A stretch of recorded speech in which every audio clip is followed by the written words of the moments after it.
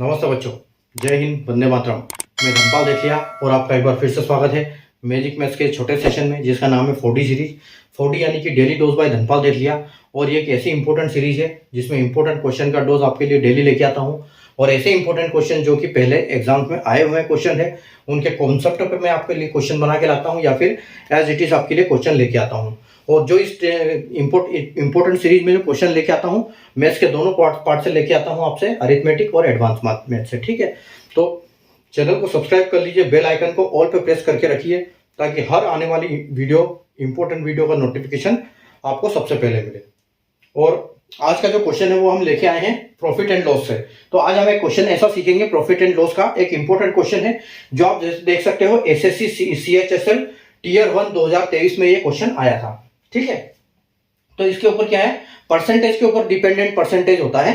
ठीक है, तो इस टाइप के जब क्वेश्चन आते हैं तो हमको उनको क्या ट्रिक लगाएं, क्या लॉजिक लगाएं उसमें, ठीक है, इनका कॉन्सेप्ट कैसे काम करते हैं, ताकि हम एग्जाम में अच्छी इसमें स्मार्ट अप्रोच लगा के उनको जल्दी से जल्दी सोल्व कर पाए। ठीक है, तो आइए हम हमारा बिना देर की क्वेश्चन देखते हैं अपना आज का, सोल्व करते हैं उसको। ठीक है, तो क्वेश्चन क्या है कि A bought an article for ₹10,000 and sold it to B at 10% profit. B sold it to C at 11.11% profit और C sold it to D at 1.5% loss।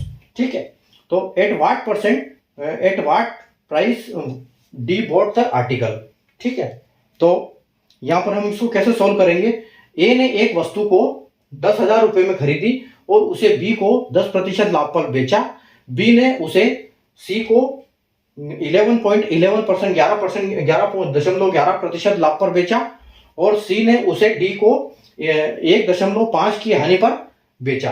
तो डी ने वस्तु को किस कीमत पर खरीदी, आपसे ये पूछा गया है। ठीक है, तो एसएससी CHSL का टीयर 1 एग्जाम 2023 का क्वेश्चन है इंपॉर्टेंट। ठीक है, तो सबसे पहले जब ऐसे डिपेंडेंट वाले क्वेश्चन आते हैं, एक के ऊपर एक परसेंटेज डिपेंड होता है, तो सबसे पहले हम सारा की वैल्यू निकालो, सबको फ्रैक्शन वैल्यू ले लो। ठीक है, उनको फ्रैक्शन वैल्यू करके हम देखो कैसे सॉल्व करते हैं।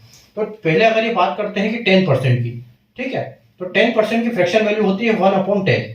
ठीक है, उसके बाद बोल रहे हैं 11.11%। अब यहां देखो, यहां डेसिमल में है, तो 11.11% का मतलब होता है 1/11। ठीक है, उसके बाद एक हमारी लास्ट तो 1/5 है, इसको कोई दिक्कत ही नहीं।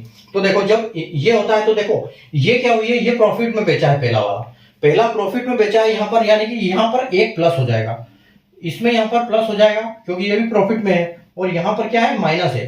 ठीक है, तो ये एक कम होगा यहाँ पर। तो हम इसको कैसे सोल्व करेंगे, देखो जो कीमत, वस्तु की कीमत क्या है, 10,000 रुपए में उस चीज को खरीदी थी। ठीक है, उसके बाद उसको कितने में बेचा, 1/10, यानी कि एक बढ़ गया, उसमें एक 10% बढ़ा है, तो इसको लिखेंगे हम 11.10। ठीक है, उसके बाद 1.11 फिर बढ़ा है, तो उसके बाद फिर हम लिखेंगे इसका 12/11। ठीक है, उसके बाद एक कम हुआ है, यानी कि यहां पर क्या लिखेंगे हम 4/5, यानी कि 10 में एक बढ़ा तो 11 हुआ, 11 में फिर एक बढ़ा तो 12 हुआ, और 5 से एक कम हुआ है तो 4 हो जाएगा। अब आपको कुछ नहीं करना है, सिर्फ इसको काट दो। तो देखो ये एक जीरो से ये एक जीरो कट जाएगा। ठीक है, ये 11 से आपका ये 11 कटेगा और ये 5 से आपका ये कटेगा 1000 कितनी बार, 200 बार। ठीक है, अब आपका आंसर आपके सामने आपको दिखने लगा होगा, यानी कि 12 चौके 48 और 48 दूना 96। ठीक है, तो आपका आंसर क्या आएगा, 9600। तो ये जो आपका आंसर आ जाएगा, यानी कि जो सी ने डी को बेचा था घाटे में, तो उसने कितने में बेचा घाटे में, उसने बेचा है आपका 20% की हानि पर बेचा है। 1/5 की फ्रैक्शन वैल्यू उसको, परसेंटेज को हम इसको 20% भी बोलते हैं। ठीक है, तो 20% लॉस में बेचा था, यानी कि 1/5 के परसेंट के लॉस पे।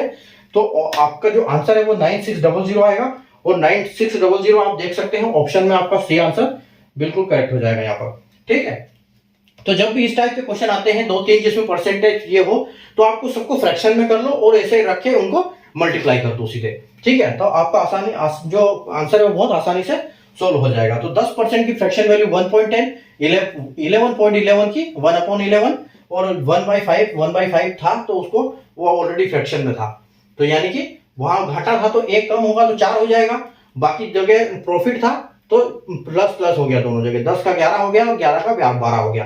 ठीक है, तो समझ के, तो आपको इंपॉर्टेंट क्वेश्चन है, कॉन्सेप्ट इसका समझ में आ गया होगा। तो सेशन को लाइक और शेयर कर दीजिए, चैनल को सब्सक्राइब करके बेल आइकन को ऑल पे प्रेस करके रखिए ताकि हर इंपॉर्टेंट वीडियो की नोटिफिकेशन आपको सबसे पहले मिले और हर जो क्वेश्चन है वो आसानी से सीख सके, लॉजिक ट्रिक सीख सके और एग्जाम में अप्लाई कर सकें। तो मिलते हैं अपन कल नए क्वेश्चन के साथ, तब तक के लिए बाय।